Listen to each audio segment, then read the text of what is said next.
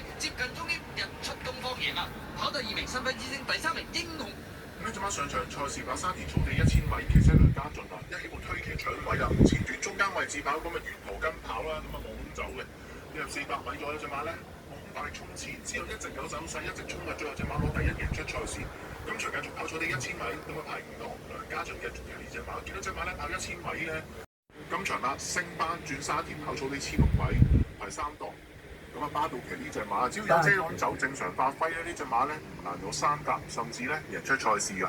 另外3匹心水馬咧就係1號加州動員、2號永遠美麗、3號非為僥倖。咁我哋講第5場4班草地1000米咁啊，講緊4號日出東方。我哋睇睇片先，呢場場次係495，日出東方排4檔跑第1嘅。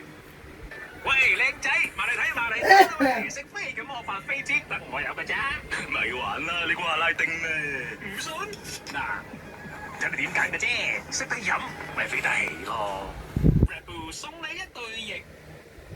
如果我可以回到的話，我想回到我的3歲，因為我有一個3歲的狗。3歲的時候，爸爸全熱門係7。